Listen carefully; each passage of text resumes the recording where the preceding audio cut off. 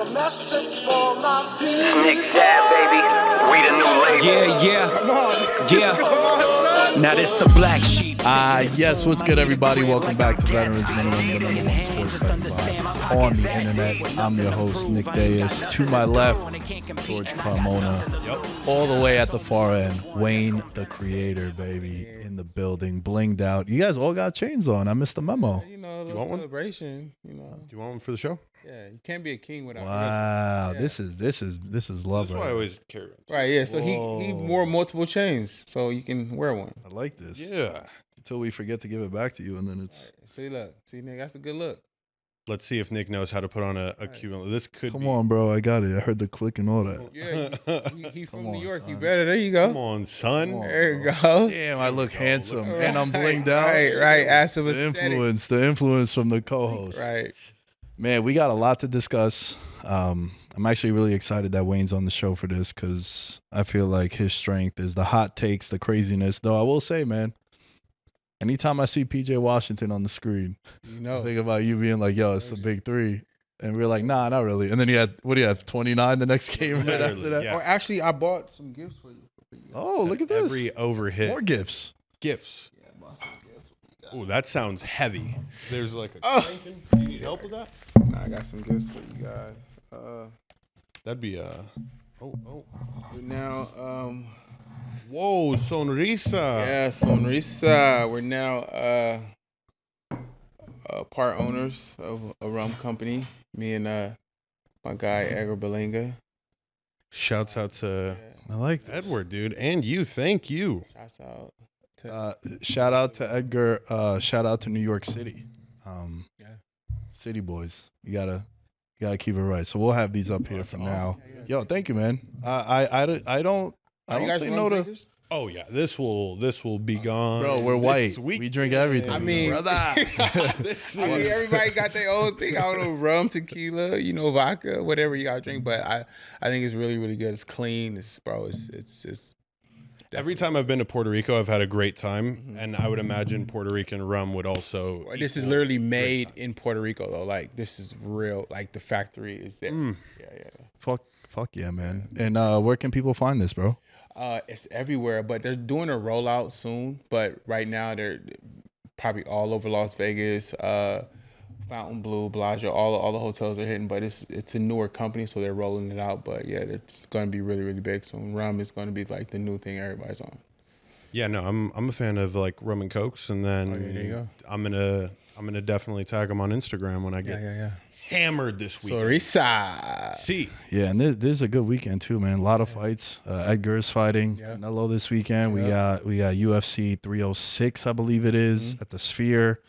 We got college football. We got the NFL. We got hot takes. We got all that good stuff here. But I do want to start the show with a couple of questions, right? So anyone that knows this show, we do a episode that's dedicated to the fans called the People's Podcast. But one way I feel like giving back to the fans even more is instead of dedicating a whole show to that, maybe every episode we kind of get a question, whether it's from the Discord, which for you to get Discord access, you got to be a Patreon member. Not saying we're going to frozen envelope those questions, but we're going to pick those questions higher priority since they are contributing, all the times. We're going to be honest with you guys. And we'll just answer a couple. But for this one, I got two questions because last week we had a lot of shit to get into with week one and a lot of cool talking points. Good feedback on the Stafford and Rodgers. Love that we said Josh Allen being the most overrated player was hilarious because he's not. And then he goes out and he counts for 4 touchdowns. Right. Current MVP favorite after 1 week. We'll get into all that Allen? later. This is an interesting question. This comes from Destiny. Destiny is a girl at my gym. She's been listening to the show. Shout out to the 22%. That's what we're going to call the ladies on the show because 22% of the audience is females. Really high for sports betting. shout out to the 22%. Wayne, I think it's because we're all handsome. Yeah, I think that that's plays a huge part. the big part of it. Sure. She wanted to know thoughts on people leaving the stock market and entering the betting space. There was a couple of reports coming out where a lot of people our age, our demographic from like 21 to 40-ish, they're taking their money out the stock market and they're betting it. I get a lot of heat for this sometimes. I think there's a vast drastically wide difference between gambling and betting? Absolutely not. Not? Okay, why? Well, it's Talk a little closer to the mic. okay. So the actual concepts are similar in a lot of different ways because you're in stocks, you're more so gambling on the stock to go up, right? Just put it in layman's terms. And sports betting, you're betting on a team to win, right? The only thing about stocks is just that the micro wins, the incremental wins, you're actually going up, right? So you can lose also, but you can also incrementally go up and add to the money. With sports, it's after the game, it's over. So it's kind of the same. It takes the same energy, and you still have to have the same risk tolerance for both. But I think it's dumb taking your money out of stock and pivoting into sports betting. I think you can do both, but I don't think it's one or the other. I just think stocks is a more safer bet. If I'm going to go with one, it's going to be stocks because it is safer. And you can it's more calculated because you can pull.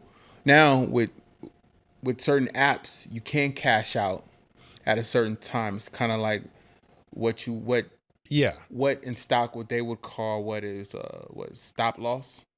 Okay. Right, which in sports betting would be a cash out equivalent to. Right. So I think there is some kind of parallel there, but not identical. So I wouldn't. Yeah, I wouldn't. I don't agree with it. I don't agree with it. I mean, I like it for the sole fact that you can like treat a futures bet. Like if you wanted the Dodgers this upcoming year and they were like the odds-on favorite to win the World Series, you can put, let's say, if you were going to put $20,000 into stocks, you put $20,000 into that. Your cash out, even if the Dodgers, or at any point in time other than them winning, your cash out is going to be relatively close to that 20,000 you put in. But if they lose or if they start sucking, you can just reinvest. You could cash out, reinvest into a team that, you know, has a better chance of winning. To me, it's the same shit. Like I really don't. I mean, you got teams that are just company names, and it's no different than me cheering for the Buffalo Bills. Like really, stock market can be fixed also, especially when you got BlackRock, J.P. Morgan, and Vanguard all, you know, basically playing Russian roulette and chess with each company based on their benefit. So I think there's fixed factors on both ends. But I think it just depends on your risk tolerance. But I don't agree with snatching your money out of stocks and just putting it all in sports betting, because one wrong play, one guy playing with the side, or you know, feels like he doesn't want to satisfy your fantasy league or your player parlay, you've lost $100,000, and it happens, bro. I've lost money, like crazy money, doing that kind of stuff. So stocks are a safer play, but I think you should also, if you want to play with some money, play with the gambling. And if you start doing well, obviously you want to take it serious every time, but I wouldn't take my money all out of stock. And granted, September and August are usually like the down months, so this is time to actually buy. So with stock, you're usually banking on August and September to actually start buying and investing is now. But you never want to just go one-sided with that. I don't agree with it.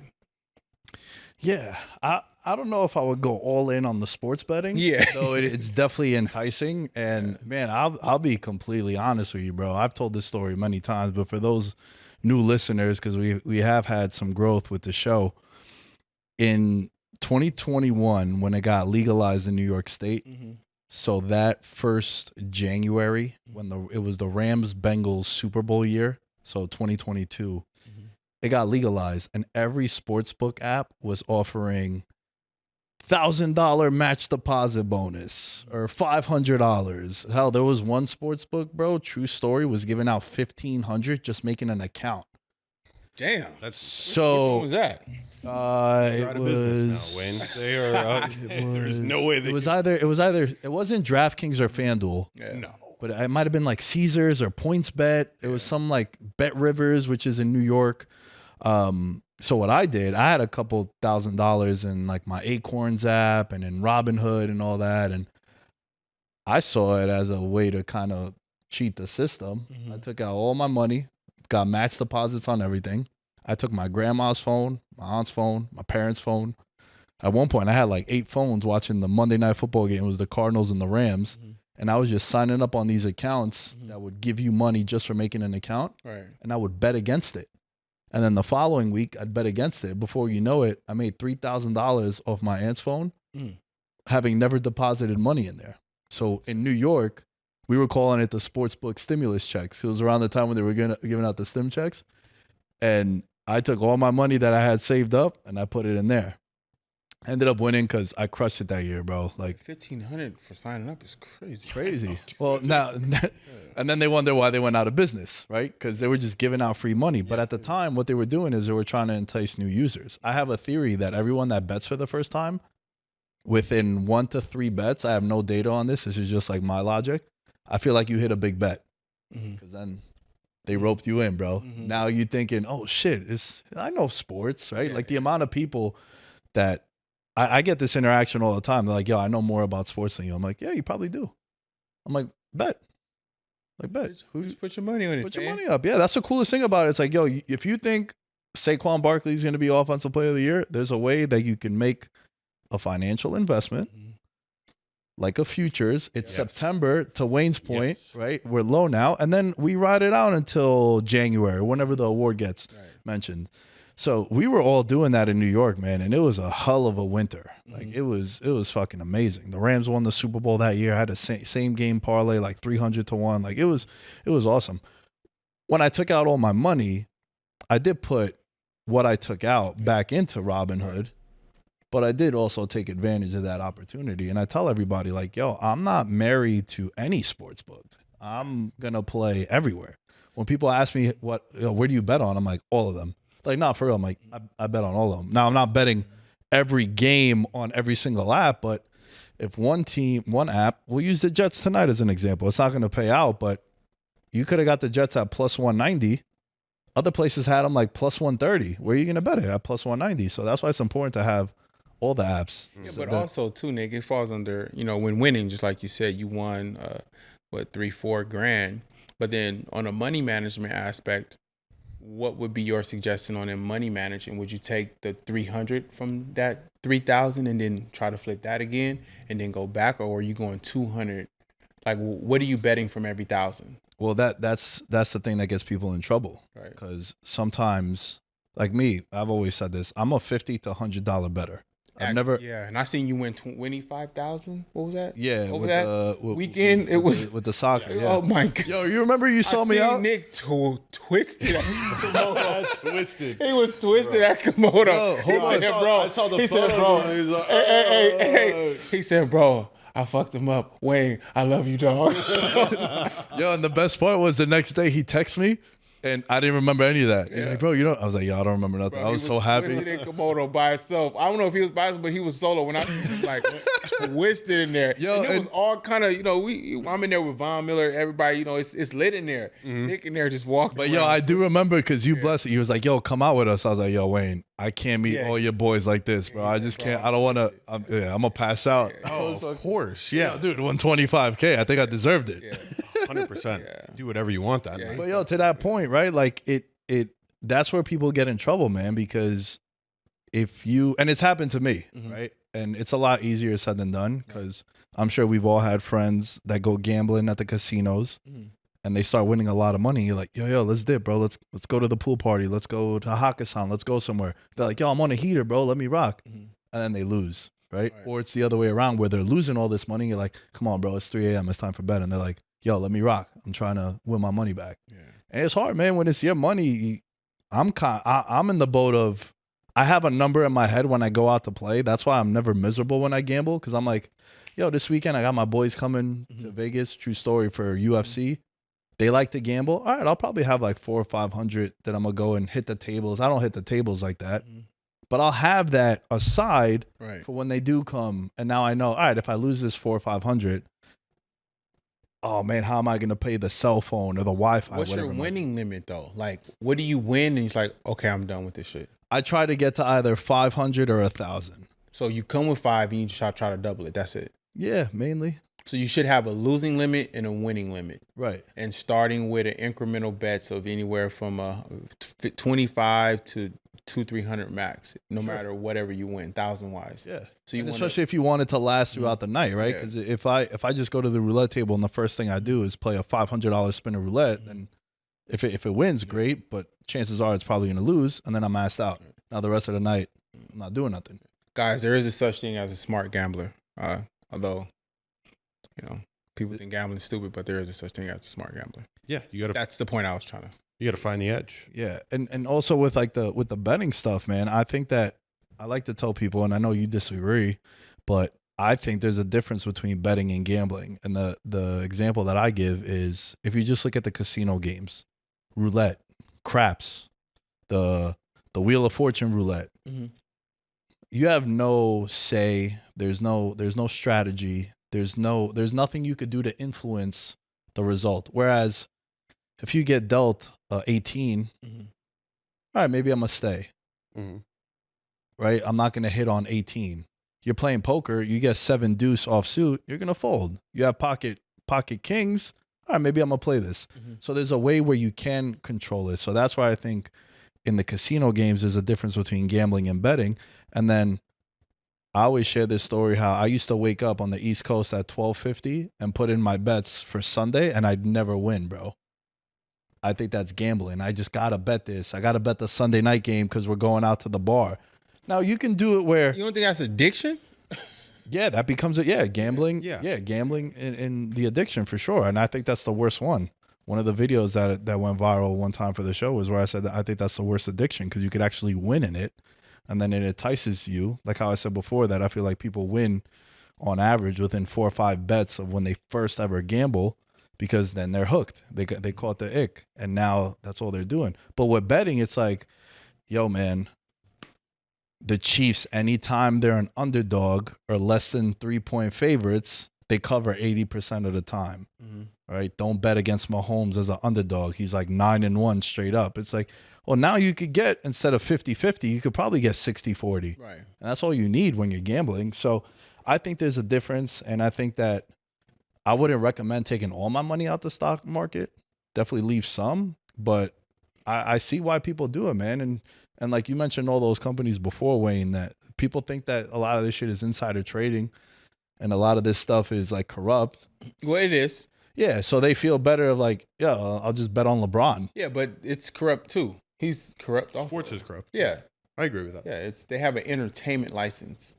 For that reason, they're For that protected. reason, so they can make it as entertaining as they want. It's pure entertainment. So my advice would be leave if you have 100,000 in the stock market, I would leave 95,000 in there and play with 5K. Yeah, you can do a lot with 5K of gambling. Oh yeah. Oh yes. Especially if you're buying Knicks picks Of course. on the Patreon. Cheap plug, patreon.com/veterans minimum. You do need a rich Easy. person to start just taking your word and like just betting 10,000 of whatever you say.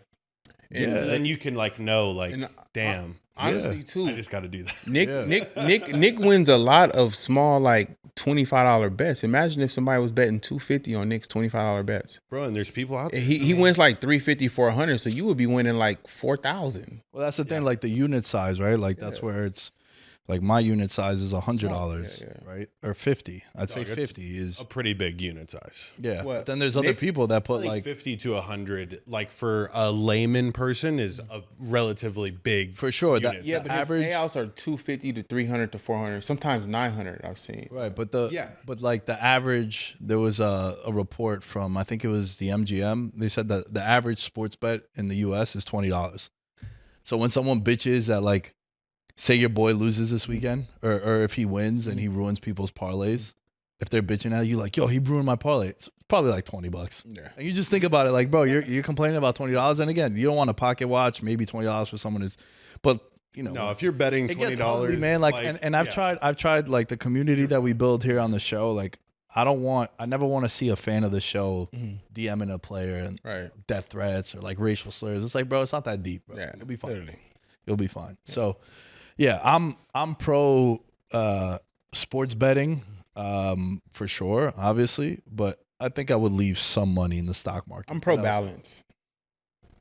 So I think having a diversified, balanced portfolio will keep you sleeping well at night. True. Yeah. Yeah. So I'm gonna go with balance. I like a balanced, diversified portfolio. Sports betting being one of the ways of a cash flow. If you're good at it, good at it, and you're buying the right picks and sticking with one guy and going through, whatever the weather in the storms. I feel like if you can weather the stock storms, the stock market storms, you can weather the sports betting storms. And I feel like having definitely a balanced, diversified portfolio of sports betting is one of the cash flows, and I'm cool with that, but not too heavy on it. Yeah. Nah, I'm with you, man. I think that's a consensus, and I feel good with that one. I did say we were going to do 2 questions, but that one took up a good amount of time. So we'll circle back on that other one. I kind of want to get into the week 1 slate, man. Week 1 fallout, overreactions and hot takes.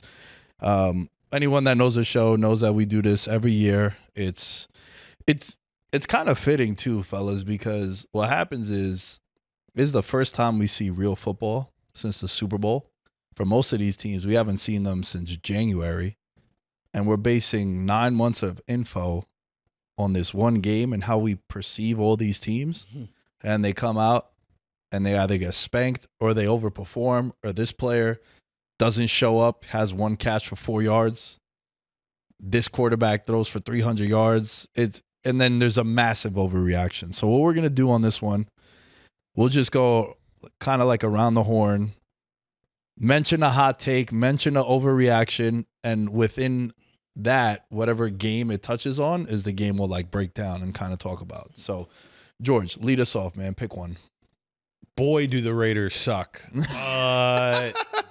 Terrible. The Raiders. I think Antoine's going to turn your audio will off. Not make the playoffs this year. It's unfortunate. I thought the Raiders, they were my lock of the week last week. I was very high on them. I think the Raiders looked soft, and I never thought I would say that about the Raiders. I thought Antonio Pierce over the summer had taught these guys toughness, but my God, did Jim Harbaugh just take the Michigan offense and said, Justin Herbert, we're going to run I formation, power left, I formation, power right, and you're going to throw the ball like 14 times and get really fucking excited about it. And the Raiders couldn't stop it. And they look like shit on offense. Jim Harbaugh's playing old school football. They're not going to make the this is it. No, like I can officially say this. I've buried the Raiders this year. You know what really upset me, bro? I was watching the game at the sports book, and there was I made note of this. There was like a 4th and 2 or 4th and 1 on like the 40th yard line, like 40, 43, 44. And Antonio Pierce comes in. And look, I love Antonio Pierce. To this day, greatest defensive play I've ever seen in my life. It was a 3rd and 7 against the Packers in the NFC title game. There's fucking 3 offensive linemen. 2 of them are holding him, and he breaks through and he tackles the running back, saves the touchdown. I was like, is Antonio Pierce the coach? So, remember we talked about this, right? The coach for so, them, the analogy I used was, I don't think he's the right person for the job, but the past relationship, it's like, how many friends have you had that were in a toxic shit relationship?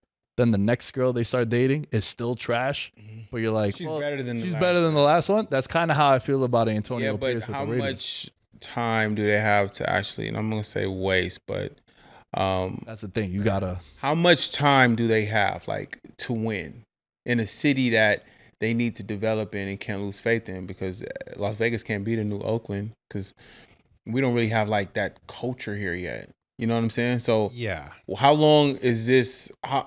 Is he on a chopping block right now, or is he under the micro? I would say he is, because when you get the job handed to you, this is the season where if you don't start off the season hot, the owner has fired coaches before midseason. It's not out of the realm of possibilities. I don't think it's going to happen. We'll just have I think like the Deion Sanders effect, where it's like we're going for him just because he's black, or he fits that program. Yeah, I guess. But I mean, they just didn't. The only thing that looked Raider tough was them getting into like a street fight at the end of towards the end of the game. Towards the end of the game, after a touchdown, I think it was, and it was just like, you guys are fighting after the play, like it's fitting, like you're getting your ass whooped. It wasn't a good look, in my opinion. I would have. Yeah. I mean, if hopefully Belichick still want to do it, wow, give us a couple years. Sure, we'll get to Belichick. I got a good team for Yeah, I for think Billy B. I think the I Las think Vegas Vegas Raiders would be a are pretty great good. place for Yeah. Belichick. Bro, Have Gruden as the OC? We just need a 7-3 season. No. Possibly. Yeah. Yeah, but for me, the thing, it was that play. It was like a 4th and 1 or 4th and 2, and they decided to punt. And if you're preaching Raider toughness and new old school Raider football, it's like, why don't you go for it there? Because they know they have no toughness up front. Like they ran for for 71 yards. They didn't draft nobody. You know, when you get rid of, and this is the same thing the Giants had to go through, and this is why, like, I can quantify these two things. The Giants lose Saquon, and their offense looked, ghostly. The Raiders lose Josh Jacobs, and it's the same shit, dude. Why didn't they pay Josh? I think that's a great question. Transition kind of like a tourist position. Yeah, I feel like Nick they doesn't like running you're backs. a rookie. We'll get the 3-4 years out of you, and then Deuces. We'll draft another rookie. He'll be a superstar. But there's some of them that are so fucking good that you just can't let them go. Yeah. And the Giants are kicking themselves in the ass, and so are the Raiders. Like, yeah, their offense is super one dimensional. I don't even think they're fucking one dimensional. Yeah, I don't know what dimension they have. Like Max Crosby better beat TJ Watt. Like, is that like that's the only way for the Raiders to win games? If you're a Chargers fan, you're definitely excited about Joe Alt. He had 0 QB pressures in 11 pass rush matchups against Max Crosby, all in one-on-ones, and that's a rookie. That's amazing. So now you have him and Slater to protect Justin Herbert. And look, Dobbins went crazy. It was dope because Dobbins played at Ohio State, Michigan, yeah, and now he's with Michigan with Harbaugh there. Yeah. But I think the Chargers are going to play a bunch of the way their team is. 30 touches for the running backs, 30 handoffs. Yep, that's gonna be a running backs. They're gonna love playing. Yeah, there. and Herbert, like don't throw any backbreaking interceptions. Yep, and just their skill players are pretty rough. Well, what about fucking Bo Nix? Bo Nix? Is that yours? Talk to me about Bo Nix before let's get into that game. Well, obviously you know his story, right? He came from Auburn. He couldn't develop in the SEC. I think it was kind of like too hard or difficult. That system wasn't right for him. Yeah. Oregon doesn't produce great quarterbacks. It's such an easy system because the receivers are so good and the strength of schedule is kind of like so-so. Yep. But they do have fast receivers, efficient receivers. In the NFL, it's kind of like you got to make a play. Yep. As a quarterback, too. Agreed. I just think he looked fucking terrible. Bo Nix looked like scared of the NFL this weekend. And I thought he would be good because how old is Bo Nix? Fucking like 26? 25, 24. Yeah. 24, thought, yeah. He's old. In my mind, I'm thinking maybe rookie of the year. But I think it's going to be a tough season for him, bro. I feel bad for him, bro. He shouldn't be throwing the ball 40-plus times. Yes. That also was kind of killer. I know they got Sean Payton, but that's not a team that you want your rookie to go out there and throw 42 times. Well, but welcome to the league, bro. Yeah. No, that's true. But the game was never like out of hand for him to be throwing that much. You know what I'm saying? Like the game was close. They got 2 safeties, which was so random. 2 safeties paid 200 to 1 for like one team to get 2 safeties. Isn't it crazy that it's only 200 to 1? Yeah. That should be like a no-brainer bet. Like 2,500 to 1. Yeah. Like even more. Yeah. It was so wild. But that game was it was an ugly game. To be completely honest. I do think that the offensive lines for both teams were pretty rough, even though Kenneth Walker had over 100 yards. DK Metcalf killed my fantasy team, even though he didn't play well, I should say. My fantasy team was on fire yesterday, but I don't know, man. I felt like he was my number 1 pick to get traded. Like I feel like a DK Metcalf. You thought he was gonna leave? I think DK Metcalf this year, if they're like 4-5 or like a 3-6, he'll be a hot commodity for a Chargers. Maybe like a Bengals if they want to add more there, or like Rams. A Pittsburgh. Yeah, someone like that. Maybe not Rams because they're in division, but yeah, Rams would be. We always say that with the in division, but it happens. Yeah. Like, dude, who would have thought Saquon, So I don't put it past it. All right. 49ers. That's the second Saquon reference. We got to get into that. We got to get into Saquon Barkley. How terrified were you on his first toss where he face planted because the turf in Brazil sucked ass? No, was that turf or grass? It was a 50-50 mix, and Saquon slips on the first play, and I'm like, oh my God, Nick. Yeah, I wasn't worried, but like come on, it was the first bad omen. Dog, it was the first touch. Yeah, it was a pretty bad omen. But he came back 3 touchdowns. Yeah, nice. 3 touchdowns, went from 35-1 to now the favorite for Offensive Player of the Year. You're welcome if you followed. I know there's a long way to go, but the fact that it was that drastic of a line change, I definitely feel good about it. Watching that game Friday, I felt overstimulated. Sorry for the visual, but I was very excited watching that. Overstimulated. Yeah. Was that like a pause moment? That's the white guy, version of it right there. That was horned up. Overstimulated. Yeah. Pause. Seriously. But so here's the thing, right? Because one of the reasons why I picked Barkley for Offensive Player of the Year was obviously the system that he's in now with Philly. It's a perfect match. You know, this is the first time in his career that he's above 500 in September. 1-0 already. Wow. It's the best situation he's been in. It's not even close. He's in a place that loves him. That's go fuck with him for sure. It's that, and it's also the fact that the offensive line, for as bad as Jernigan was, remember we were highlighting that might be an issue for them replacing Jason Kelce, who might be like the greatest center of all time. It was still way more of an upgrade from what he had in New York, right? And here's the thing. This is what it's going to look like for him every game if he stays healthy. I think that he'll have north of 20 touchdowns by not Thanksgiving. That's a little too crazy. But mid-December, like week 15. Damn, bro, he's just I'm going to bet Saquon Barkley to score a touchdown in every single game. How many running backs do they have? They don't. It's him. It's him and Gainwell. I'm scared. And look, they'll hand it off to Smith. The big issue is him being healthy, right? Yes, because he has a huge problem with, and I think it's a cold weather, but he has a huge problem with lower leg injuries and ankles, knees. Yeah, he runs hard, bro. It's not the first hit that gets these running backs. It's the trying to extend a play, and then that dude comes in and knocks your ACL out. Yeah. So again with Saquon Barkley, right? I was not upset. I was not surprised. That's what it's going to look like. Everybody trashing the Giants about that performance. It never looked like that in New York because the Giants don't have what Philly has. They don't have a top 10 quarterback. They don't have a top 5 offensive line. They don't have anybody that's a threat. All right, Neighbors is cool, but he's a rookie. So how much can you bank on him right away? Especially with Daniel Jones running for his life. Literally I don't think the every Giants single want time. to be in the NFL anymore. Bro, I got a lot of shit on the Giants. But hold on. I want to finish this one with Saquon, right? It never looked like that in New York. So people to be saying, yo, the Giants are idiots. It's like, yo, you wanted to pay him $40 million for 2 years so he could just run into the back of the center and get 1-yard carries? Because that's what it was going to look like. It looked nothing like that in New York because we don't have the talent that they have.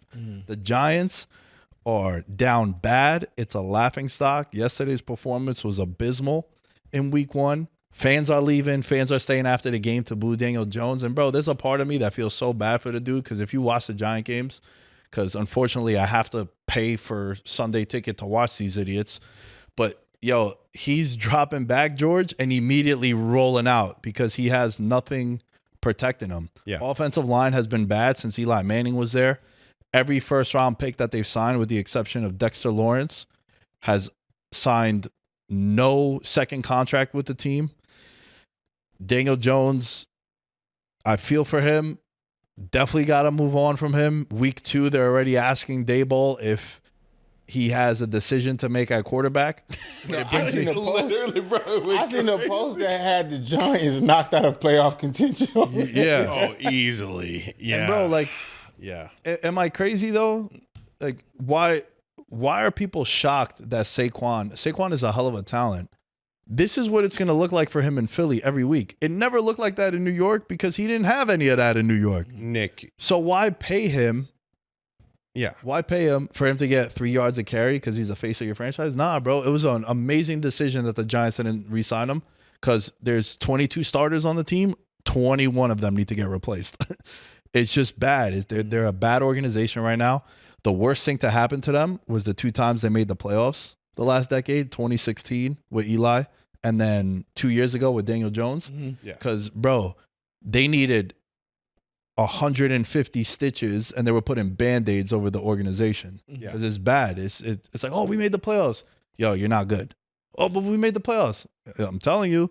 And to all the Giants fans that were clamoring for them to take a quarterback in the draft and to trade up, what do you have on your team that you want to trade up? You have no assets. So you to give up all these picks like a Carolina did to trade up to get a Drake May or a Jaden Daniels or a Caleb Williams, whatever it might be, you can't because your team blows. You're not the Eagles. You're not the Ravens. You're not the Niners. You're not a QB away. You're like 4 years away from the year away. You know when teams say that? You know when teams are like, it's just been dude. Bro, you know when teams when you break down a team and sometimes you know everyone says it like, yo, they're a year away. Yeah. They're 4 years away from that year away, bro. Damn. And it's just so even if they get to the 4-year mark, they're still a year away. Bro, it's bad. They owe money to players. They're paying guys that they're either paying veterans or they got rookies on like rookie contracts, and there's no in between. And then the guys that are getting paid big bucks, they're not going to be a part of the team, and they're making moves like Brian Burns is dope, but like he had 4 tackles yesterday, non-factor also. I heard they were paying some of their players through Apple Pay. Bro, is that possible? Big Apple Pay. Who knows? But the organization, it's bad. Hard Knocks was a nightmare for them. There's like a folk tale when Tom Coughlin got asked to step down instead of being fired.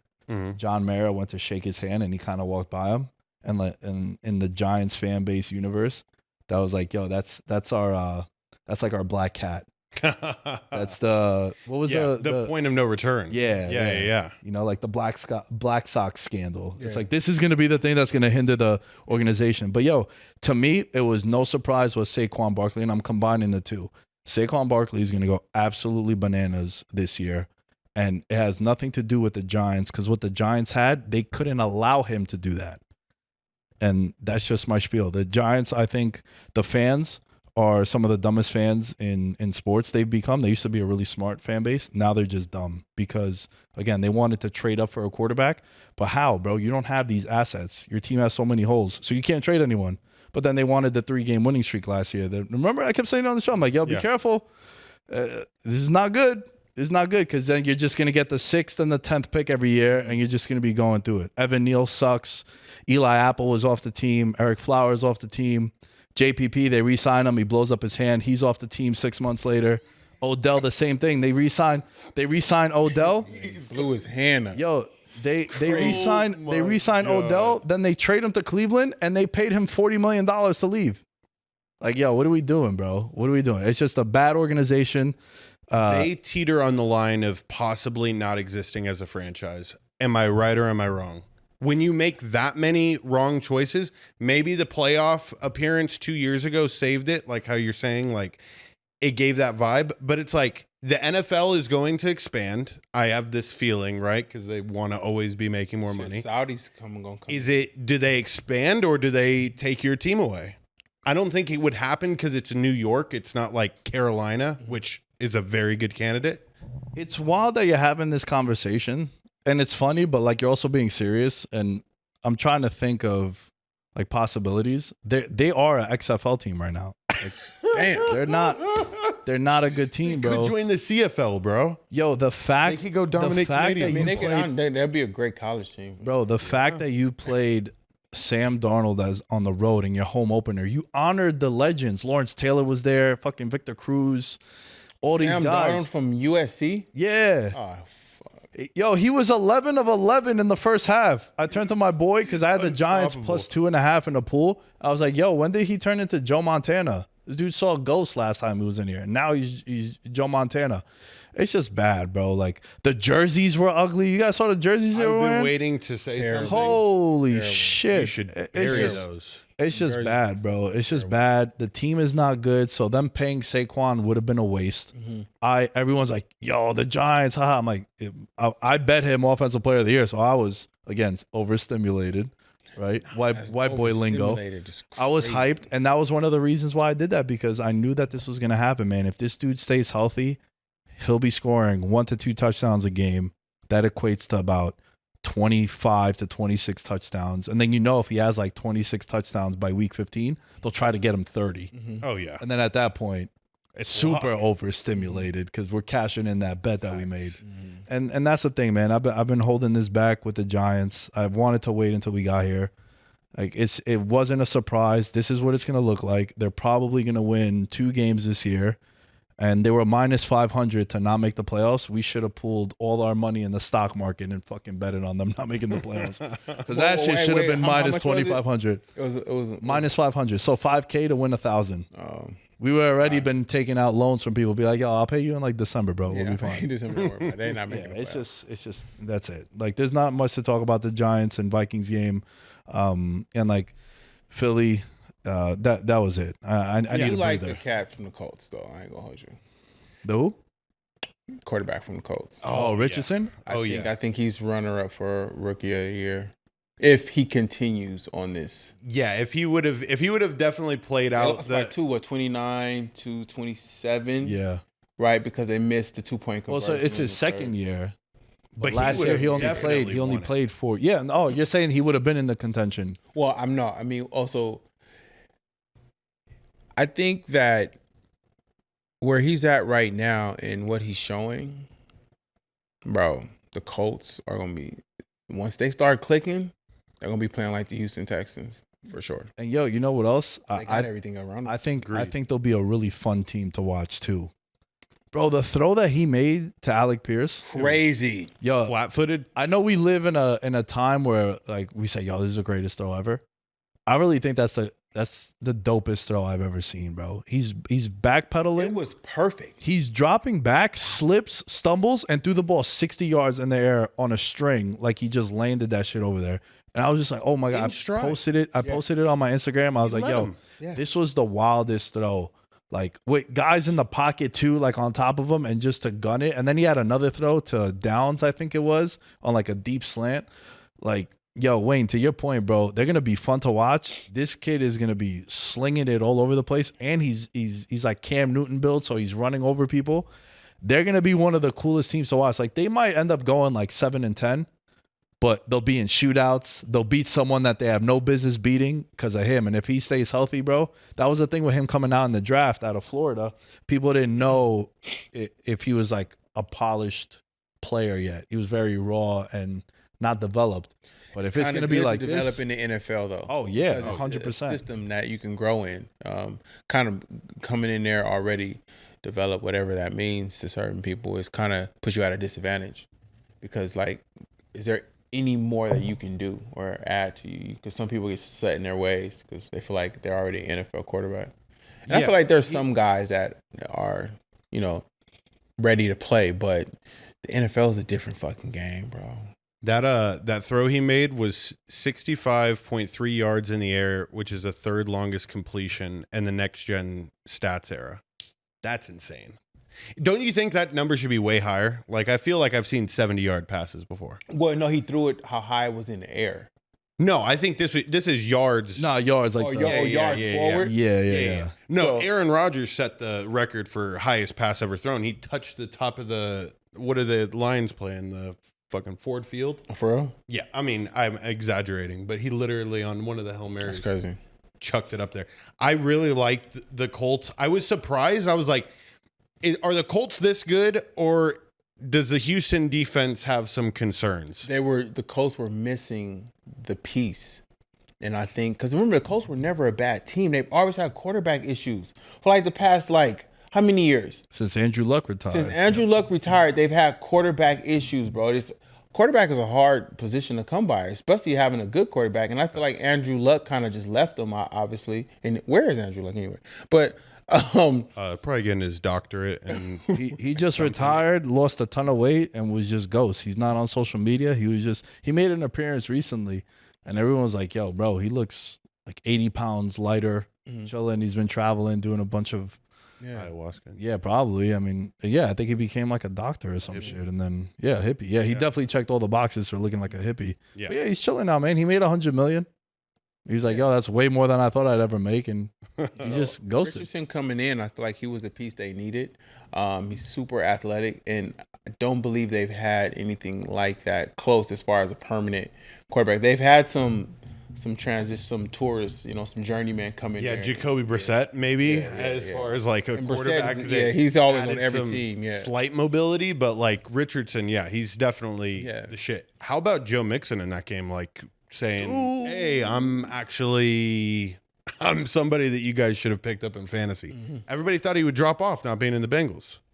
I did. I thought it was a no. Like I remember Josh on the previous show said that he was worried about the Bengals losing Joe Mixon, and I mean that's kind of my bias how I feel about running backs anyway. But yeah, dude, he had 178 yards from scrimmage, most by a Houston running back since Lamar Miller. Jeez. And 150 yards rushing, or the most by any Texan making his debut.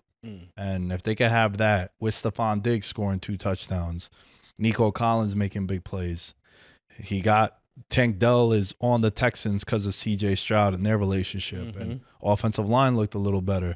The Colts have like a top 10 pass rush based on QB pressures, like per PFF, and Texans were able to keep CJ upright.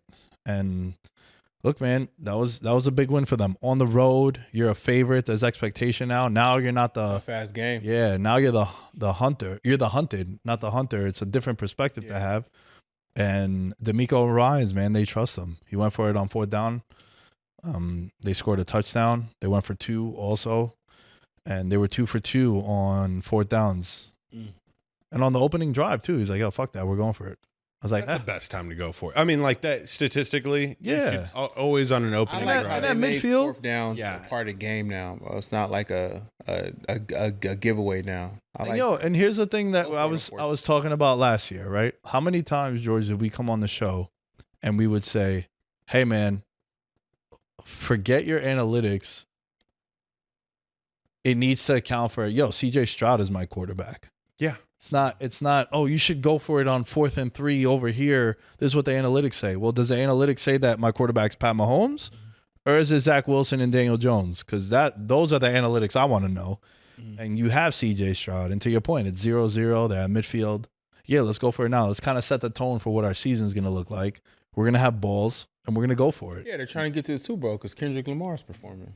It was amazing. I mean, all the news that came out moments before kickoff. Yeah. This week was, I think this was the craziest week. People were mad at the Kendrick Lamar shit, but I think that, shit, it is what it is. I mean, Drake fans are mad? Is that it? Everybody's mad because I feel like it should have been Lil Wayne. But who's running the entertainment aspect of the NFL now? Jay-Z. Yeah. And there's beef. Prior history. Heard all about that yesterday. You got to get back at your enemies at some point. See, I'm so out of this shit, bro. They make really good music. I don't know about the beefs behind the scenes, but I like it. When they're beefing, the best shit comes out. I know. I mean, I like Kendrick performing at Super Bowl. Oh, yeah. I hope he does something that, shits on Drake. Yeah. Can we take a little bit of a victory lap on 2 things, combine them both? Colts plus 2.5 that hit. Yes. Last week I said, trust me on that one.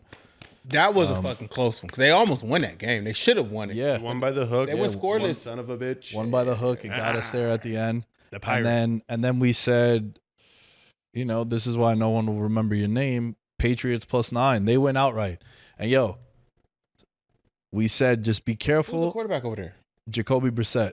He's in. He started, but we said, just be careful.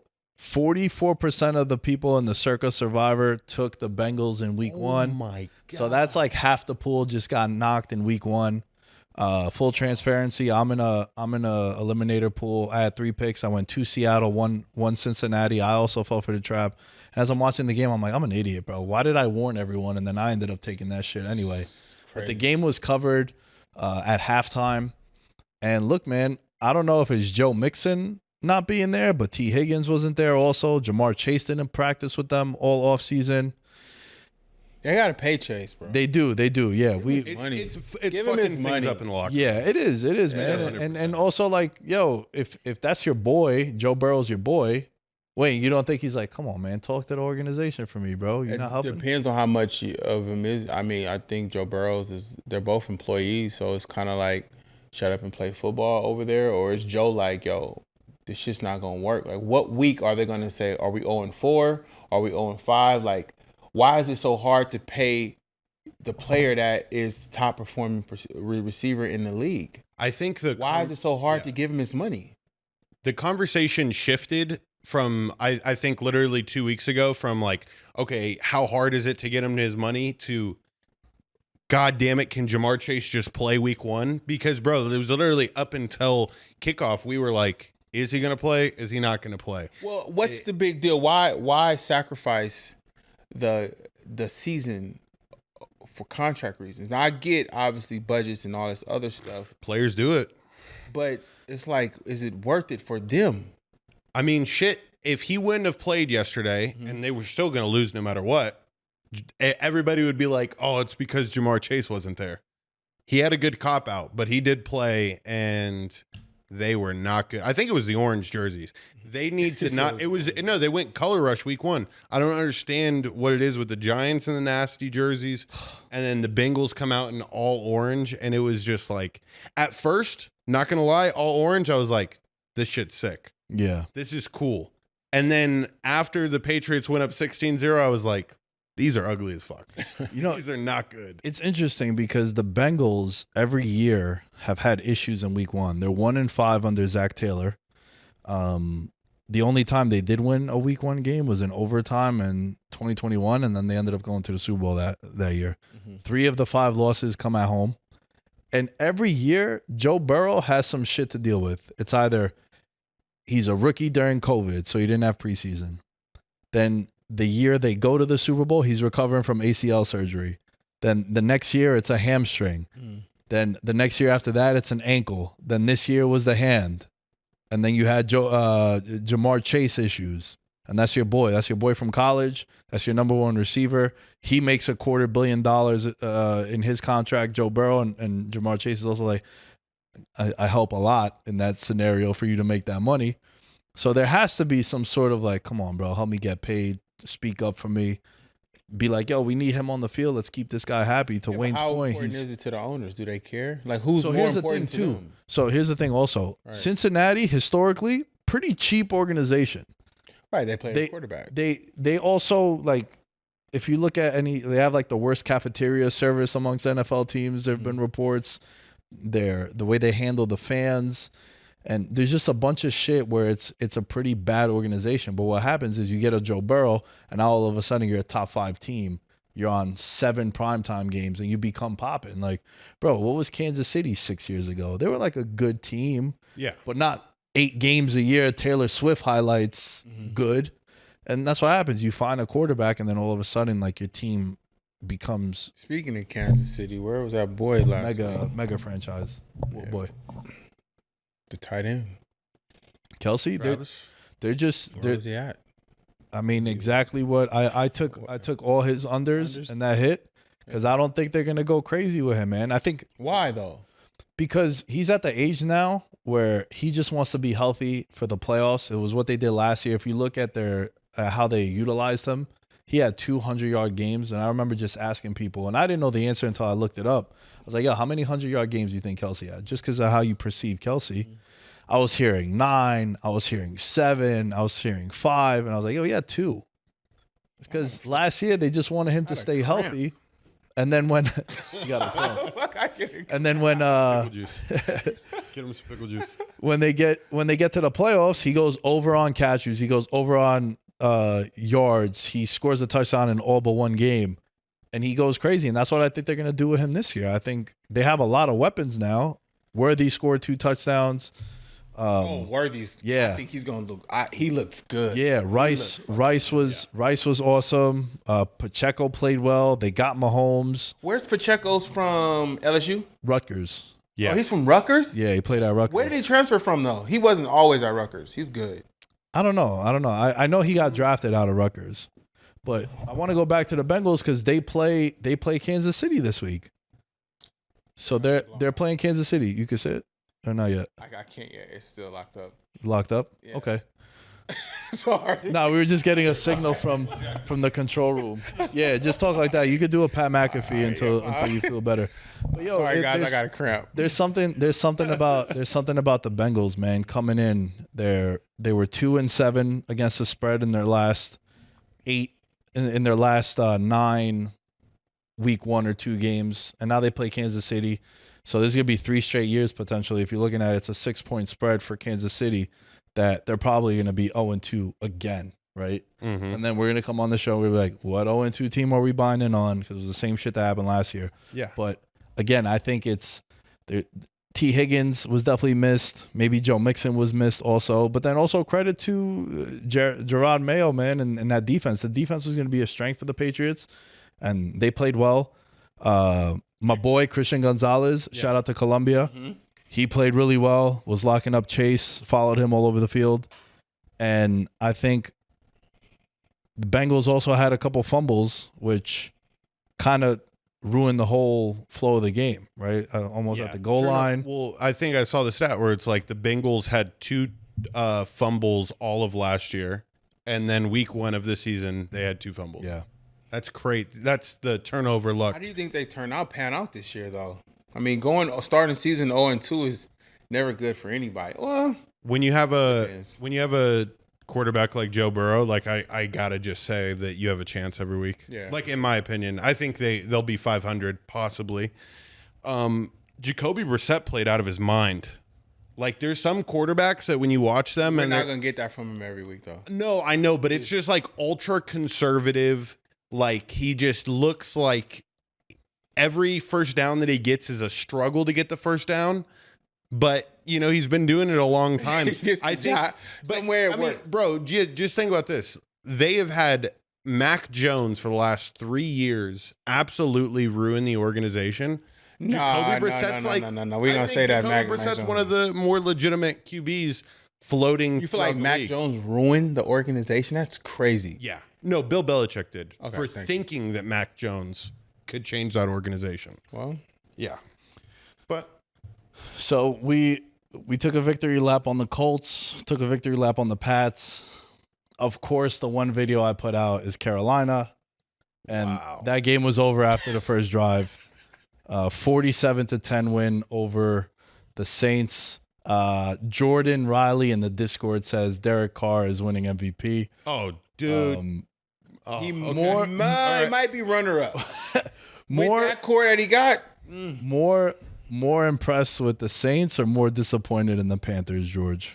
Bro, I love it. I love it because the line next week on the Cowboys game is 6.5, which is 3 points less than it should be. The look ahead line was that should be a 9.5 point spread. But the fact that the Saints took care of business and they took the worst team in the league and wiped the floor with them, I'm proud of them. But at the same time, I know exactly what I said on the preview show. The Saints will win week 1. The Saints quite possibly cannot win a game for the next month and a half. What's the future? I'll pull up their upcoming schedule, but it's a daunting road that the Saints have. Are the Panthers done? Oh, they're yeah. So let me tell you a funny story. I'm watching the game at my buddy Jason's house. Shout out to Jason and his brother was there too. We're watching the games, right? And I walk in and they're like, "Yo, what games you like?" And I tell them, and I was like, "But yo, my favorite game, Panthers plus 4.5, right?" So we put it in one of the TVs in the corner. And I was like, yo, I shot a video for this. I was like, man, I got them 15-1 to win the division, right? So we're watching the game, and the first or second drive, he throws the big touchdown to Shaheed, right? They scored a touchdown. And then, bro, I swear to God, every time they cut back to that game, it was a touchdown for the Saints or a fuck up by Bryce Young. Yeah. And I was like, So yo, does what Bryce are we Young, doing? do they need to kind of move on from him? I think it's a rough debut, right? Because again, what we were talking about before, Wayne, you have all these months leading into the season. And you're like, all right, it got to be better than last year. He can't make the same mistakes as last year. We got Dave Canales that helped Baker Mayfield improve. He helped Geno Smith get his money too when he was with Seattle. All right, he'll be able to fix Bryce Young. And then it looks like this. It's hard for you to be able to snap out of that idea of how bad he is, right? And bro, he's running for his life. I know the team isn't exactly stacked, but still, it's just the same. The thing I look for in quarterbacks year in, year out, it's the issues I have with Daniel Jones. There's two guys on him, and he's about to hit the ground, and he sees a guy open, and he goes to throw it, and it gets housed for a pick six. He's thrown more pick sixes than touchdowns since he got the contract extension with the Giants 18 months ago, right? And it's these kind of mistakes where it's like, yo, your rookie year, I want you to go out there and have it look like how it did for Bryce Young. It's like, yo, it needs to just ascend from here. And right off the bat, very, very bad. Interception on his first pass. I knew I was doomed right there. And they didn't cross midfield until like the 2-minute drill at halftime, and then they got called back for a penalty. Damn. So it was just rough, man. Yeah, I just seen the score. I said, well, Bryce Young might be over. Yeah, it's not looking good for sure. Yeah, Might be over. Saints to score the most points in week 1. Ready for this? 50-1. Damn, man. Those are the lines, too, because I knew going into this game, I'm like, the Panthers have negative defense. Like, there was no pressure around Derek Carr at all yesterday. He was You think Derek Carr happier? Is he happier right now that he's playing? Or he's happy week 1 because he's playing the Panthers and he like can look good. But it's gonna be a tough road. I told you guys I wanted to read off the upcoming schedule because I literally don't think. Yeah, you've been talking about this, so go ahead. I don't think that they're winning a game for the next 5 weeks. At the Cowboys versus the Eagles, at the Falcons, at the Chiefs, versus the Buccaneers. Fuck. And then they play the Broncos October 17th. I think we might be able to get that one. But I'm hoping that by that point in time, Dennis Allen is fired. And then we'll make the playoffs. I'm manifesting this. I appreciate you for having the show and having me on so I could say this because I know this is exactly what's going to happen. They'll compete against the Cowboys. Oh, yeah. Because I think the Cowboys had a very easy week 1, too. Like, both the Cowboys and the Saints played the equivalent of a fucking varsity football team. The Browns did not look good at all. Let's talk about that. The Panthers look like shit. I want to discuss that Browns and Cowboys game. Right before the game starts, not that game, but right before the week 1 slate starts, Dak Prescott gets paid. Is now the second time he's the highest paid pro football player. What do you get, 209, right? $240 million over the next 4 years. So $60 million. $60 million a year, highest paid. Now, do you do player. that? Do you give him that amount of money, and why go with him versus a whole new option? I think we need a new era over there. So, so too. it's the issue that teams like that run into. Been talking about this for years. Jerry Jones is he's loyal to a fault though. He did the same thing with Romo. Yeah, with Tony Romo. All right, but here's the issue, right? What do you replace him with? Because this guy's good enough to win you 11, 12 games a year. You're a competitive team. You're a good team. Hell, I thought he was the MVP last year. He had a career year. And he was a more impactful player week 1 to 18 than Lamar Jackson was. And his numbers, like Lamar, wasn't MVP numbers. Dax was. He had over 30. He led the league in touchdown passes, and his team was good, right? So what happens is the same shit that's happening in Miami with Tua. It's the same shit that happens in Dallas with Dak. What are we basing his success on? Him not winning Super Bowls? You draft Penix and from Washington, and you sideline him. Well, they couldn't though because he went before him. Well, I know that, but they haven't drafted a quarterback in, bro. No, they got Trey Lance. But that's the blessing you get when you find a Dak Prescott. You no longer need to address that position. Like, to me, a franchise quarterback, bro, is I have a guy there for a decade, and I don't need to waste number 1 pick after number 1 pick on a quarterback because I got a guy there. And yeah, he ain't Mahomes, he ain't Josh Allen, but man, September to early January, this dude is in that next tier. He's productive year in, year out. He's consistent. He's available outside of the 1 year he had that like season-ending injury, but it's not a lot of nagging injuries that he brings to the table. And also I think when you're the leader of the organization in comparison to his opponent, you don't got no off the field shit to worry about with Dak. I think that goes into a guy you're gonna give $60 million. If you're a hell of a talent, bro. Jerry Jones he gave CeeDee Lamb a speech when he gave him that money. Yeah, hey, it's a lot of money. Don't. Yeah. But I think they also lucked out. I think CeeDee Lamb's worth more than $100 million guaranteed. But I think Jerry Jones was like, if I just show him $100 million, he'll freak out and he'll say yes. Well, it's 130. What is it? Yeah, it's more than that. But $100 million was guaranteed of that contract, I believe. I think that's feasible for him at his position. Yeah, 24-year-old wide receiver. Why would he give him more than Phenomenal. that? Are you crazy? Yeah. Well, I just figured because there's going to be the Jamar Chase thing.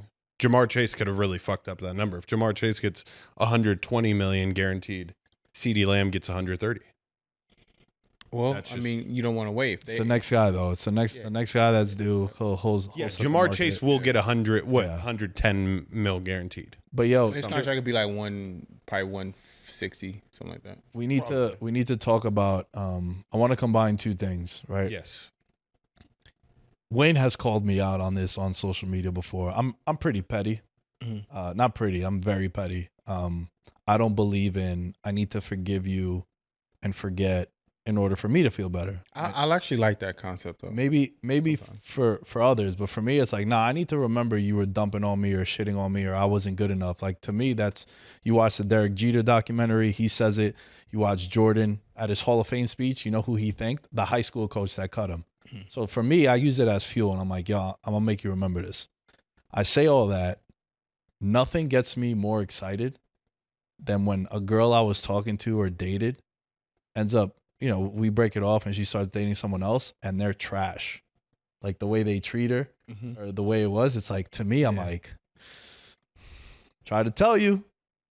I say all that because the Cleveland Browns gave up on Baker to get Deshaun Watson, and Baker's been killing it since he went to Tampa, bro. That's my big takeaway, and I couldn't have been more wrong about Tampa. In the preview show, I thought they were going to regress because Dave Canales left and Baker had a career year there. But Mike Evans, year in, year out, 1,000-yard wide receiver, plays every week. Chris Godwin had a monster game too. Not monster game, but he played well too. I know it's the Washington Commanders secondary and it's not exactly the 2000 Ravens he went up against. But man, Baker just lighting it up at the same time slot that Watson is having his issues. If you're Baker, you're like, yeah, bro. To the Cleveland Browns. Yeah, and Watson just got hit with another sexual assault. A new one. For a new one that had nothing to do with the other shit he got accused of. So that's what I was saying before, where Dak Prescott gets this money. I think that's a big part of why you pay these guys money too. Character, for sure, bro. Especially when you're the face of the franchise. Like, well, I'm thinking. So my mindset is more so like future, but Cowboys obviously they have to win now. And you want the best Dak Prescott that you're going to get. So I get that. But my thing is a lot of teams prepare for the 10 years from now. And with that, it's always somebody secondary sitting on the sideline preparing for the next 10 years. Yeah. So, but they haven't done that. So what happens after Dak? So that's how I'm looking at it from a long-term perspective. I get what Nick is saying, but then also, too, you got no character issues, no character flaws. He's chill. Probably manages his money well. So paying him, they don't mind that because he's not going to make them look stupid. Mm-hmm. I get that, But Deshaun Watson, I feel, I don't know. I don't know. I mean, at first I didn't believe, I'm not believing a lot of the, the alleged accusations. But then it's kind of that Bill Cosby thing. It's like, is this shit real or not? Like, bro, this shit is still coming to hunt you 4 years later. So is this? Can I just add something to that? Don't you feel like eventually it's such a large number of accusations where you're it's almost like it's got to be true. Yeah, at that point it's like, bro, when there's 27 people that say you did some shit, I'm probably gonna make them minus 300 that they're telling the truth. Right. You know what I mean? Like, if it's if it's one thing, or like, you know, I always say this, maybe someone doesn't like Wayne, right? They might be like, yo, don't fuck with Wayne. He's bad people. Right. But yo, Wayne is always cool to me. And it's only one person saying that about you.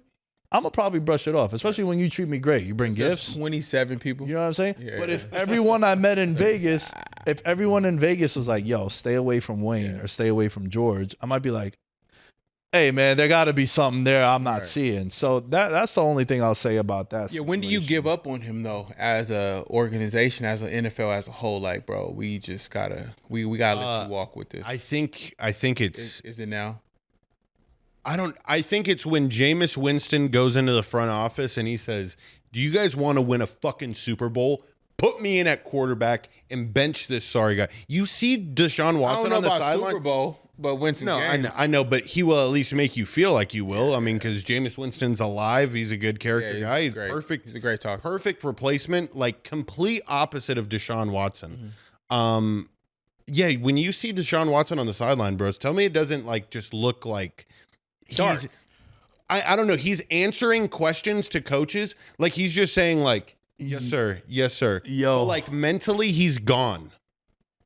He's a $72 million cap hit the next 2 seasons on the Browns. They are so fucked. Oh my God. So what do you do? Do you just take the hit? They start fixing games on the back end to see if they can cover cover some of their loss. No, I don't. They'll definitely not do that. Remember what I was saying on the preview show about how if you were Carson Wentz, you couldn't go back. You couldn't go back after Nick Foles wins the Super Bowl. Yeah. After Joe Flacco takes this team to the playoffs, and there was a strong conversation about, yo, maybe we should go with Joe. It's a wrap for you in Cleveland, bro. This is exactly what's happening. I'm going to tie it all together. The accusations for the next thing come out. The Cleveland Browns will keep on doing this because I'm sure there's somewhere in the contract that if Deshaun Watson ends up in jail, it's voided. It's voided or it's forfeited. So right now there's going to end up in jail though. Bro, there's a team convicted. There's a team of people working at the Browns right now that are like paying. They're paying for the lawyers of all these chicks. Fuck, to get out this contract. Man, crazier things have happened, bro. Yeah. Crazier things have happened. But also this trade might go down as one of the worst in NFL history. Yeah. Remember, they made this trade between the two parties. And it's just been bad. Cleveland sent 6 draft picks, 3 first rounders. And the Texans ended up trading with the Eagles for a lineman, got John Mechie, Christian Harris, Damian Pierce, Will Anderson came out of that pick. Tank Dell came out of that pick. Jamal Hill, linebacker. And I mean, defensive rookie of the year, Will Anderson. Starting wide receiver, starting left guard, starting safety, Kalen Bullock, starting corner. And all that for Watson, who had all that shit already on the table, and he didn't play for a year and a half. Again, the reason why Dak gets 60 M's is he don't have this stuff. Sure. So if I'm an organization and I'm giving you that kind of money, I kind of need to know that you won't be getting sued for it. I won't get no phone call at 3 a.m. Yo, your quarterback out here raping chicks or doing wild shit or partying or all that. So, you know, when Pat Mahomes signed for $250 million, they told him, yo, no more pickup basketball at the YMCA. Because there's videos of Mahomes, like after he wins MVP, he's like crossing over people. They're like, nah, none of that. None of that. You're a prized possession. Because if you get hurt, that contract's voided. It happened to Jason Williams in basketball. J. Will, the motorcycle accident. Yep.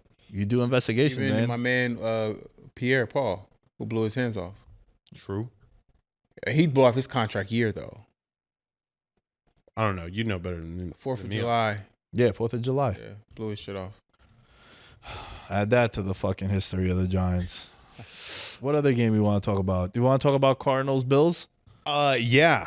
My boy Josh got screwed by the hook on that one because the Bills didn't play defense for the first half. Hey, it was we said the toxic one. I know it was toxic, Nick. Oh my God. Just be careful. Yo, so for every pick that we give out, we kind of got like little themes to it. And I didn't bet the Cardinals plus 6.5 this week.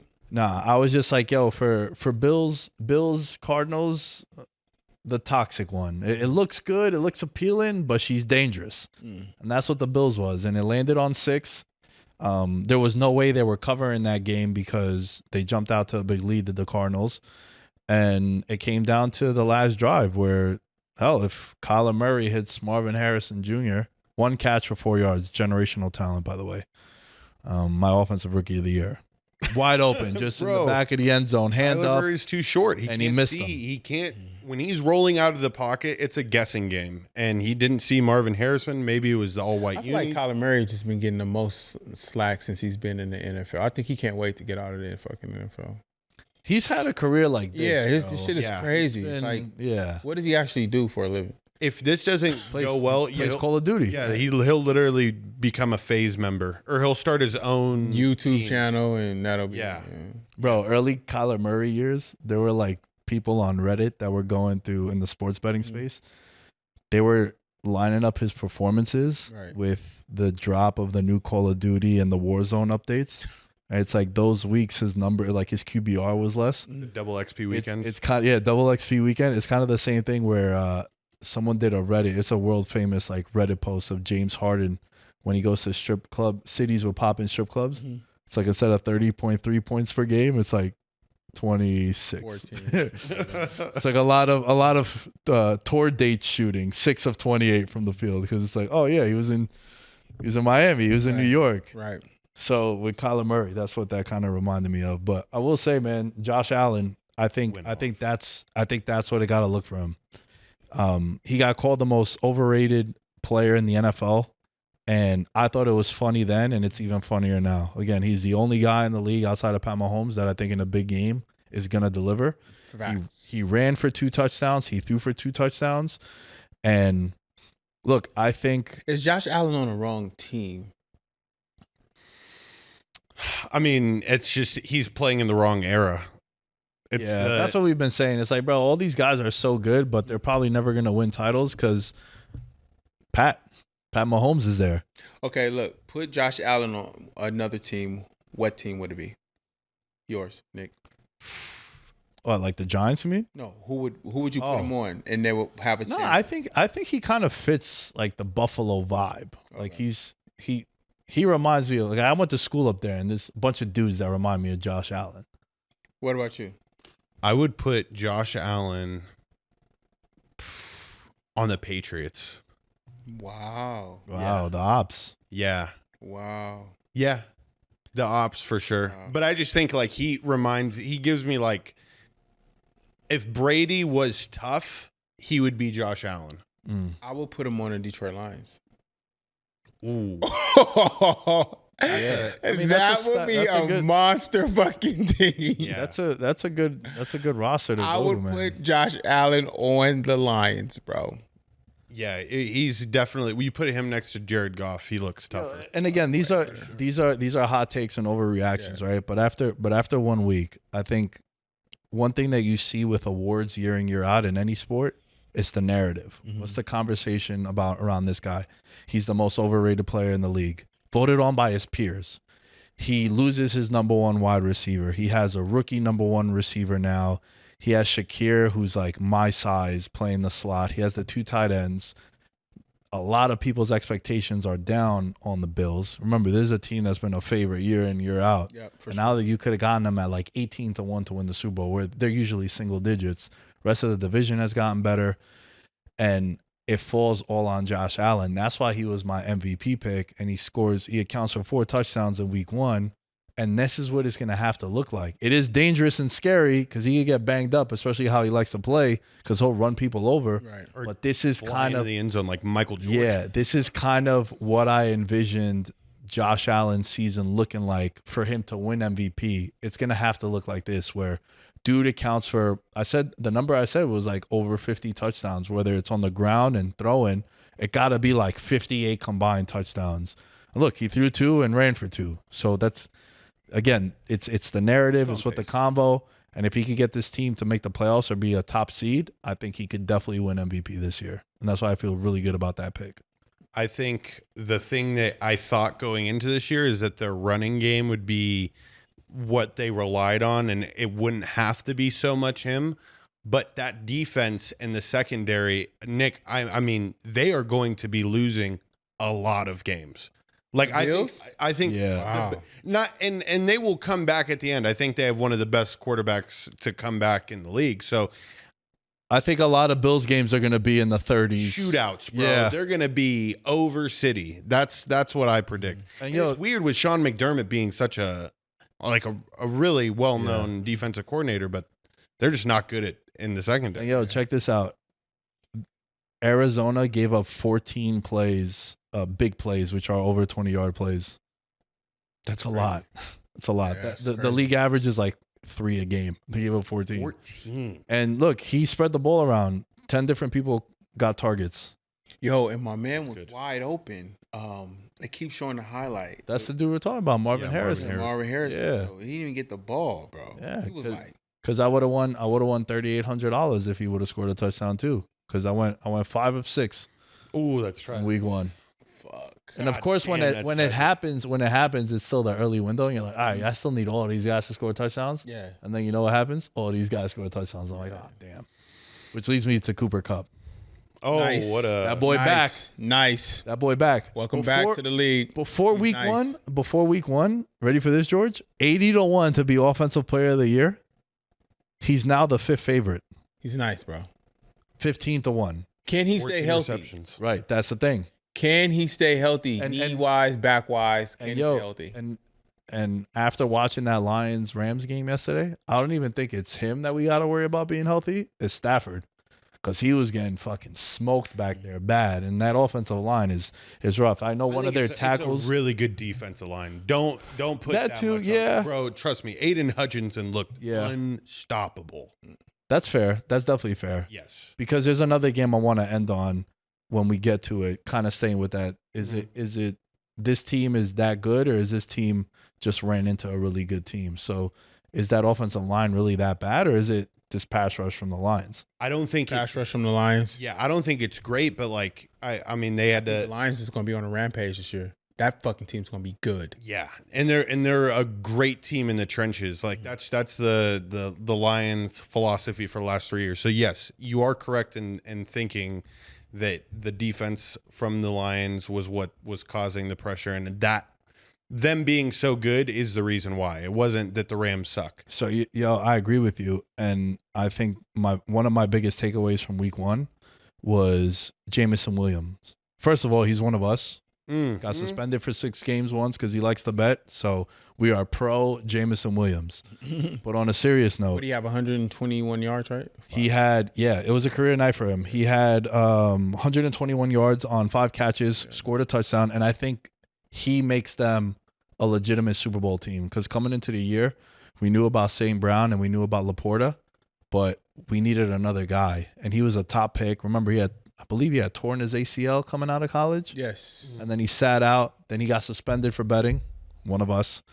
But yesterday, man, a lot of speed, was toasting people. Tre'Davious White was on the Rams, formerly of the Bills, and he got smoked on that long touchdown. And I think this just adds a new dimension to that team. Because you remember, Goff with the Rams had like the Brandon Cooks of the world, like that home run threat to open up everything. So now you couldn't win a Super Bowl. Now you got Laporta, you got St. Brown, you got Gibbs in the backfield. Like this team is serious, man. Very serious. And I think he's the reason why they become a legitimate Super Bowl threat. Yeah. I mean, I will say this, and it pains me to say it. Jared Goff did very much so Jared Goff things. Third downs, balls were ending up on the ground. Like when you look at the quarterback play between him and Stafford, and you're like, okay, the Lions are perfect in every facet. What's that last thing? Quarterback. And it's like, but you just can't have everything. Yeah. And it's not that Jared Goff is bad. No, he's not. But bro, the way that Detroit got on their feet when Jared Goff had like a 7-yard scramble, like on a 3rd and 7. He never scrambles, by the way. Never does that. I think it's the micro things with Jared Goff, but it's I don't know, his thought process isn't as clean as other quarterbacks. The timing just seemed a little off, and he was hitting people low. I think it's things that'll clean up on, but I was not pleased with the performance from him. I'm never pleased. Like, I think they would have, had he been a little more on the mark, that game isn't as close as what it is. There was some drive extending third down It is passes the first week, though. that ended up in the turf. And I was like, but this is what we got to do. Yeah, it's the first week. The overreactions to this are crazy. Like someone said in the Discord, Sam Darnold might win MVP this year. Like this is why He's things smoking dope. Whoever that is, tell him he's smoking dope. this is why things get out of hand and things get crazy. I want to end the show with this, and I was kind of hinting at it before. I think of all the teams that lost in week 1, I feel the strongest about the Ravens because I thought they played a hell of a game against the Chiefs, and I know we're going back almost a week. But my biggest takeaway, bro, man, if you're Baltimore, you need a real number 1 wide receiver. You can't be. I was watching the game. I was watching the game at the sports book, bro, and this one Ravens fan was like, "Oh man, this is the Bateman year," and I was like, "Come on."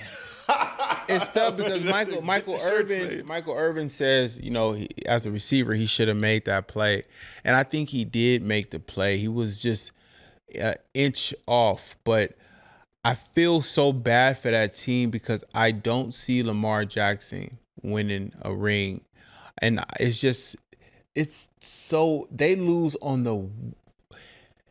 I hate when they lose because it's like on the weirdest shit. Like it's like, and then Flowers is.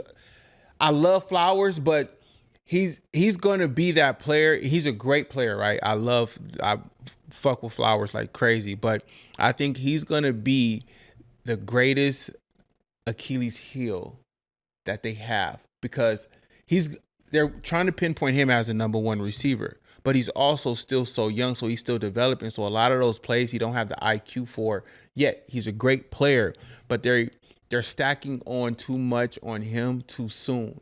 Yeah. So I think he's going to make some great plays, but I also think he's going to make some great fuck ups. Yeah, he's that like receiver that allows you the option to hand it to him on a jet sweep, and then he just kind of becomes the jet sweep guy. But in all reality, like I think Zay Flowers is their best receiver. Absolutely. When you said Achilles heel for the team, the Achilles heel is Derrick Henry. Derrick Henry needs a minimum of 30 carries a game for him to get 120 yards. When you give Derrick Henry the ball 13 times and Lamar gets more touches than he does, like that's not the Derrick Henry method. That keeps the offense on the field, right? And the reason why I say it's going to be Flowers because they need somebody to blame. And why not blame the younger guy on the team? Yeah. Why not blame him? No, because I'll blame Derrick Henry for not getting more. I'll blame the offensive coordinator. But they're not going to blame Derrick Henry because Derrick Henry probably slapped the shit out of one of them. Yeah, no fact. Derrick Henry actually runs the offense. Right. Yo, so there's a couple of things, right? I'm glad you mentioned Derrick Henry because on social media, especially on Twitter, that landmine of just bombs going off left and right every time you're on Twitter. I'm a fan of chaos, right? And that game had a couple of things going on. I love when they show Taylor Swift and then you're on Twitter and people lose their mind over it. It's like, bro, she's on the screen for 3 seconds. You'll be fine. I hate Travis's new look though. Yeah. That's a rough new look. What is that? Hey, he's like a firefighter. It's the look you get when you're like tied down with your girl. He looks like a fucking CO now. It's the look you get. It's the look you have like when you're in a relationship and you just don't care anymore. That's not a fucking relationship look. That's a relationship look. That's the stepdad that'll whoop your ass look. It looked like top mustache, nothing under it. You're right. But yo, I love when people go crazy on Twitter when they show her over there, and then staying on Twitter, the overreactions to the first drive that the Ravens had, and it was like Lamar and Derrick Henry, who's stopping this, bro? He had 13 carries for 46 yards. Right. Like they're stopping this. Yeah. This is what they're doing. And to my point, I think they need a real number 1 wide receiver. They need I mentioned him before. They need a DK Metcalf. That would be crazy. You need an alpha like that, a big body. If they get DK, bro, they have to get rid of everybody on that team. No, they're not paying anyone else outside of Lamar right now. So they don't have no big contract to a wide receiver. It's like Nelson but I can't get rid of Flowers, bro. No. I'm not saying to get rid of him. I'm saying to add to help him. Because Flowers will be dope if he's your number 2 wide receiver. but he's a young guy. He needs the time to develop as well. It's also not their like MO. Like the Ravens' MO for the last 5 to 6 years has been run the ball and then throw it to your tight ends on play action passes. No, I think Mark Andrews led the team in receptions like 2 years in a row, and now you got Isaiah Likely's big ass foot. He's gonna be the number one receiver. I think their MO has been, if the shit don't work, run. If the shit do work, run. If the shit is still working, run. Lamar Jackson, what are you doing? Run. Yeah. And it really is Lamar. Do whatever you really want. Like, we're gonna run deep routes. That is part of the reason why their offense fucking sucks. And you think their offense sucks? I think they have an explosive offense. I think their offense it's convenient when it needs to be. It's Lamar Jackson big plays. It's not meticulously moving the ball down the field. It's holy shit, we've got ourselves in a 3rd and 8 hole. I am grateful that we have Lamar Jackson that's going to get 60 yards for us. And look at us. We're a good offense. Like, no, you have a really good player. Yeah. That's the difference between him and Mahomes. I know we kind of, well, for the most part, nitpicked a lot at the Ravens, but I want to end the show with the Monday winner for week 2. Baltimore is a 9-point favorite right now at the time we're recording. I think that's going to get to as high as 11. Bet that shit right now. They have extra time to prepare. It's the home opener, and they're playing the Raiders. And I think the matchup is going to be amazing. Sorry, Antoine. Yeah. It's going to be a Raider Nation in the control room, but I think they win by 3 touchdowns, and the game is over by halftime. This is the Ravens off losses at home. Again, bet it now. I'm going to try. I made note. Dom, you got to clip this shit right away. We put it out right away. That's my Monday winner for week 2. I got the Cowboys -6.5. They're going to dog walk the Saints. I very similar to the way you described this. I think the -6.5 line for the New Orleans Saints versus the Cowboys, who are just a head and shoulders better. Like Derek Carr will get sacked 8 times next week. I'm going to tell you it right now. That Saints offensive line got it easy week 1. Micah Parsons is about to wreck shop. And you know what's interesting? Both of these teams are coming off monster wins, and one played a perceived good team, one played a team that it seems like I'm the only person that thought they were going to be good in the Panthers. But it should be, if Dallas wants to be taken serious, this is a game you go out there and you also throttle them. And it could be a letdown spot for the Saints also, where you're like, oh shit, now we got Dallas. Mm-hmm. So I do kind of like that one too. Mine is going to be the Minnesota Vikings +4.5 against San Francisco. At home. Yes. I think the Minnesota Vikings actually beat them by field goal or a touchdown. And I'm thinking maybe even blowout. Whoa, blowout is crazy. Yeah. I'm thinking blowout. Damn, Sam you're Darnold about to go viral. Sam Darnold revenge against the team that he played on last year. Yeah, I actually really do like that pick. Trust me. Maybe not blowout, but I like getting the points. Yeah, 4.5 at the crib is more than enough. The Vikings at home, I've been on the wrong side of them so many times at the crib. They get the calls and they're going to play second week. That team is strong, healthy, and they have all their players. So I'm going to go with the Minnesota Vikings +4.5 against San Francisco.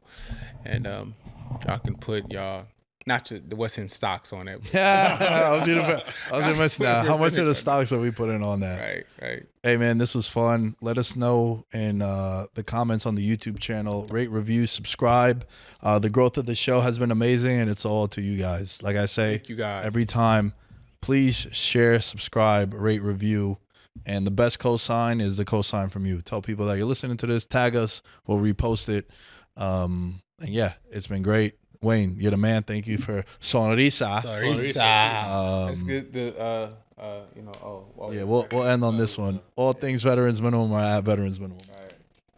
Oh, that was a little bit. I tested out the bottle. Antoine's gonna enjoy that one. Ability is good. Yeah, I tested out. Later, everyone. Let's see.